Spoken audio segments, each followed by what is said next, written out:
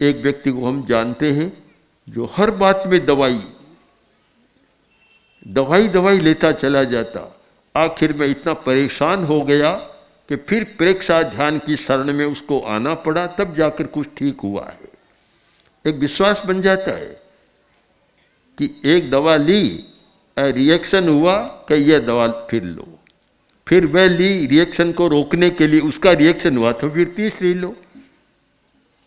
तर्कशास्त्र का एक शब्द है अनवस्था, इन्फिनिट, जिसका कोई अंत नहीं है, एक के बाद एक होता चला जाता है।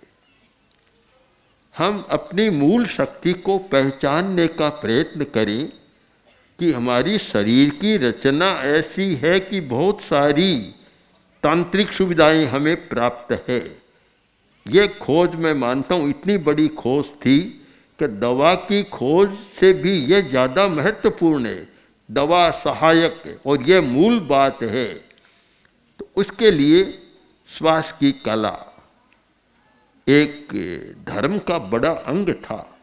श्वास लेना सीखना धर्म का, पर आज धर्म तो और बातों में रूढ़ हो गया, इन बातों को भुला दिया गया।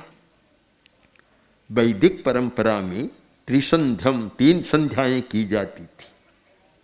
मैं मानता हूँ 3 संध्या एक इतनी बड़ी चिकित्सा थी शरीर की और मन की, पर आज शायद संध्या बहुत कम लोग करते होंगे, करते हैं तो भी पूरी विधि नहीं जानते।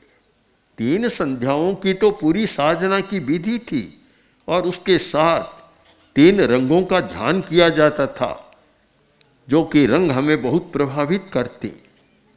जो प्राचीन विद्याएं थी, जीवन की प्राचीन कलाएं थी, उनको भुला दिया गया और नई बातें शायद कुछ आ गई। नई आना कोई बुरी बात नहीं, हम तो नई का स्वागत करते हैं, पर जो उपयोगिता थी हमारी जीवन की, उसको मूल बात को भुला दिया गया।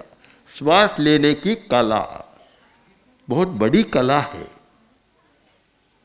आप चाहे विश्वास करें या न करें, माने या न माने, श्वास लेना बहुत कम लोग जानते हैं। श्वास की कला को बहुत कम लोग जानते हैं। अगर एक श्वास की कला को जाने तो आप अपने मानसिक समस्याओं को बहुत सुलझा सकते हैं।